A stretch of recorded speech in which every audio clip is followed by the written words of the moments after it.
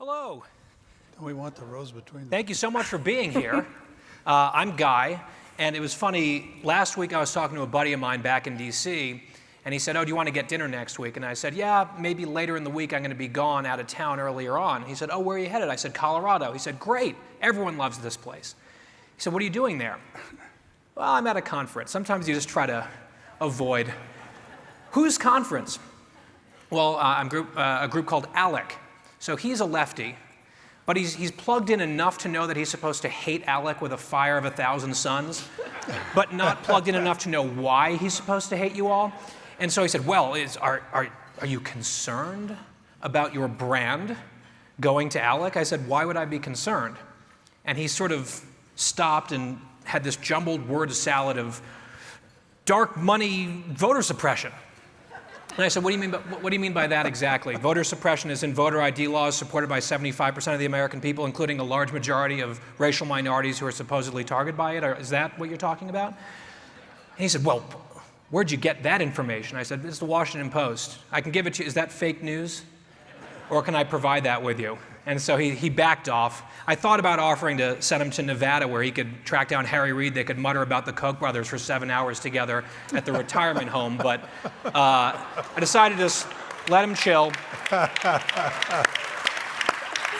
It is so exciting to be here, and this is such a crucial topic. And I have to confess, as we enter the conversation about donor privacy, this is an issue on which I've changed my position a little bit in the last few years because my instinct as a conservative is sunlight and transparency in areas of government.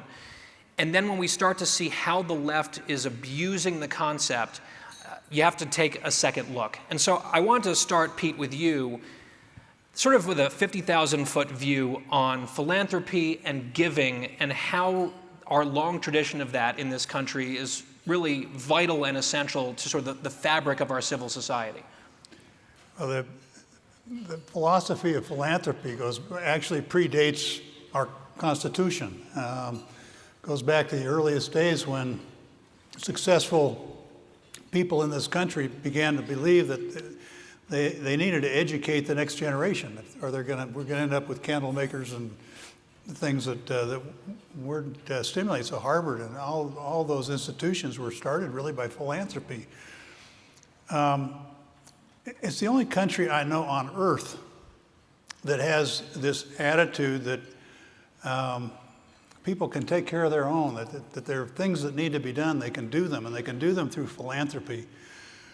And they can, whether it's your church, whether it's a local hospital or regional hospital, whether it's research projects, public policy projects, to protect and defend the things we do, this whole idea of philanthropy is so critically important to the fabric of everything we do. We were talking earlier, 70 to 75%. You know, everybody thinks, oh, it's the big foundations, they're the culprit. 70% of all philanthropy comes from individual donors to your church or to your local. You know, it's everything from Salvation, putting a little money in the Salvation Army kettle to incredible. The thought that it's not so much duty, it's just the way we are, to be charitable. So one question, I try to put myself in the shoes of a critic or the other side. And they might say, okay, well, the Coors family is known primarily for beer and the delicious products that you guys make, and there's a baseball stadium with your name on it and that sort of thing.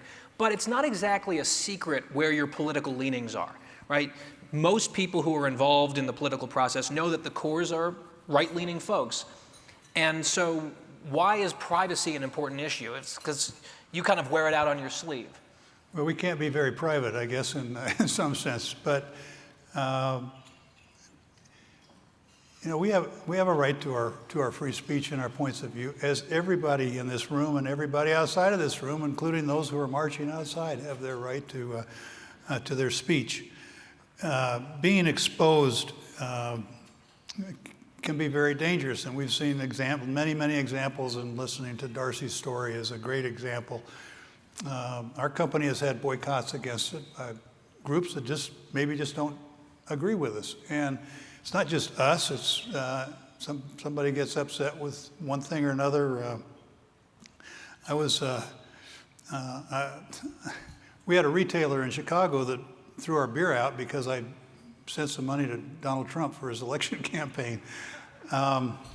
Should be able to do that without violence and without engaging in good debate is wonderful. But when it goes beyond that to just simply protesting for the sake of it, is in your experience with your friend that said, you go into that group, yeah, let's talk about it. They don't want to talk about it when they get the facts. So Darcy, before the event, they sent me the video, so I sort of previewed it, and I figured that they said it's a free speech issue and you've been attacked, and I expected it to be a very partisan or political issue, or maybe a hot-button social issue, and then it was a hockey arena.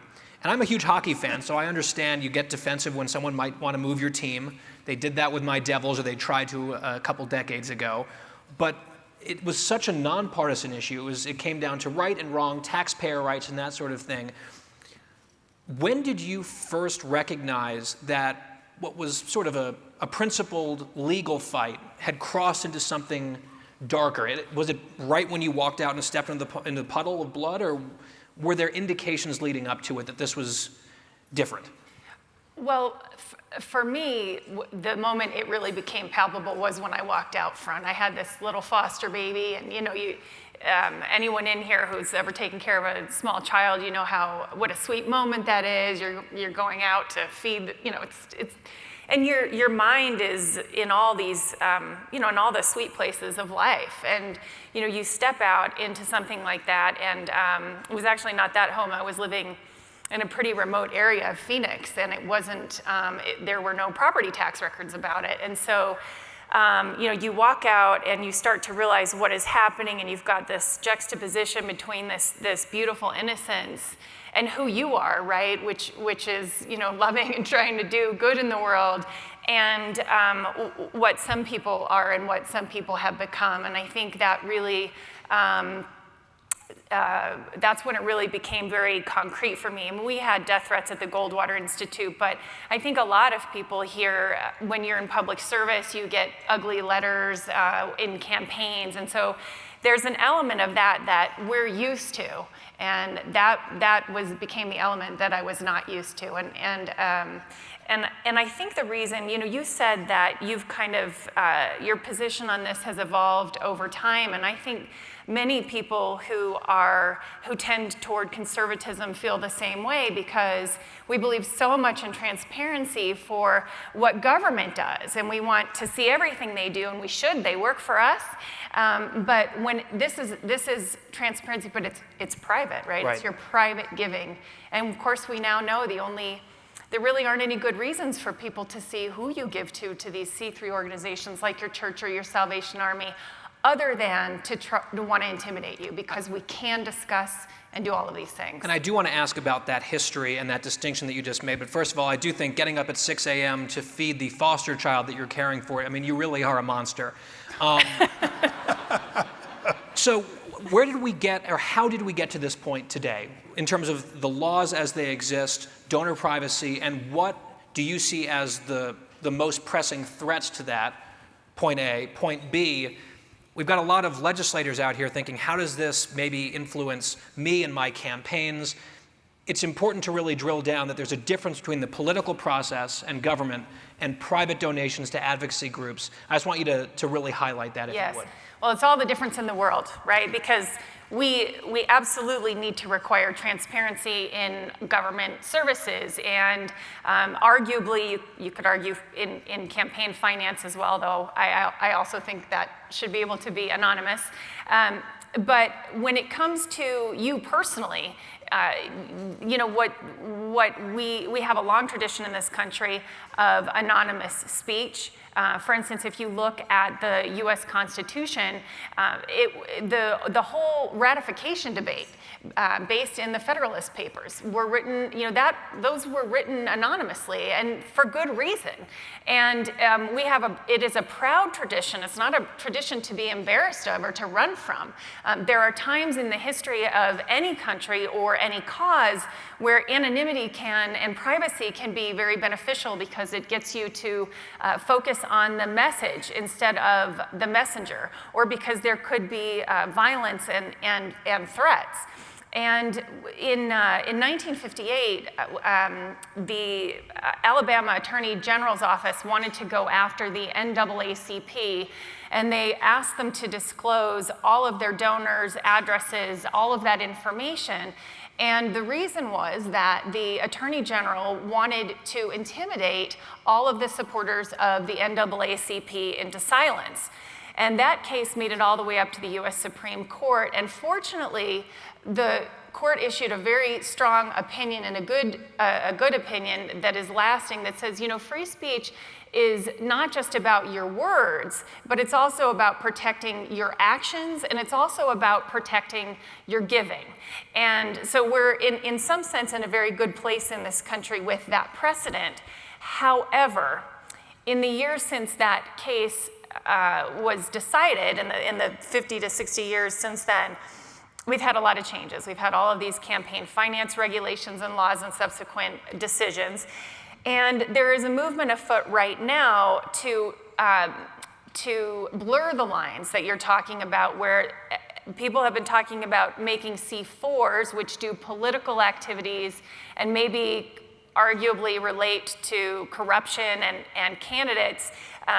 They're trying to make the same arguments that you should see all of that information as they would for a C3, like the Salvation Army and who gives there. And of course, those are two very different functions. And there's a lot that policymakers can do to go on offense to protect this free speech right. Ultimately, what you do in the state houses will result in lawsuits, and we would like to see one of those lawsuits make it up to the US Supreme Court to have this decided favorably for free speech once and for all. And if I could, just Sure. one quick thing, now that the Goldwater Institute is my alma mater, I can brag about the organization. And one thing that I would like to encourage the policymakers in the room to do is to take a look at the research and the lawsuits from the Goldwater Institute, in particular the work of John Riches. It explains the history of this, and I think it's some of the most compelling work that you could look at. And there are also model bills and specific things that the Goldwater Institute can do to help you in your state. And Pete, I think that the NAACP example is such an important one, because I think sometimes when lawmakers or activists on the left are trying to attack these principles, they have, frankly, someone like you in mind, like a really successful white guy, just like the worst person in America. But in fact, it's not just your rights that are threatened by this, or big donors or super wealthy billionaires. It can be average donors. So I wonder what your take is on sort of maybe unintended consequences on the war against donor privacy. Well, it's intriguing to me that the sword cuts both ways, because some of the motivation for exposing the names and addresses of donors has come from the right, not just from the left. I say, well, we want to know who donates to Planned Parenthood or whoever, so that we can expose them and intimidate them. And so this is to me, this is not a partisan issue. It's an issue of protecting your privacy and your ability to support those institutions and charitable organizations that reflect your values. And I can tell you that what Darcy went through is we go through in a corporate level. I was invited to be a speaker a year and a half ago, I guess, at Legatus, which is a Catholic businessmen's organization, kind of like YPO in a way. And our corporate communications office got a communication from the LGBT community that they would national boycott of our company and our products if I spoke. Now, I understand that at that level, because that's not that's not so private, but this idea that you can intimidate people into not sharing their views. What happened at Middlebury with Charles Murray, in a very public kind of arena. But that thing, when it sifts down into the level of individual rights and of speech, and association. It's a pretty scary thing, and I think it portends some great damage to what is a wonderful part about our country. And I think that underscores a point that's crucial to remember. We're not talking about a hypothetical threat that might materialize at some point. There are concrete examples that have already taken place where donor lists in particular have been used almost as ideological hit lists almost. And one example that came to mind, since you plug Goldwater, I'm going to plug my book, End of Discussion, co-written with Mary Catherine Ham. One of the examples that we gave in the book was there was the incident in 2014 where the former founder of Mozilla, an internet company, was basically hounded out of his company because it had been revealed that he had donated $1,000 to Proposition 8 in California, which is one man, one woman marriage amendment, which passed, by the way, in California in 2008. Because he had given $1,000 of his own money to a mainstream political cause, he was forced out of the company that he had founded.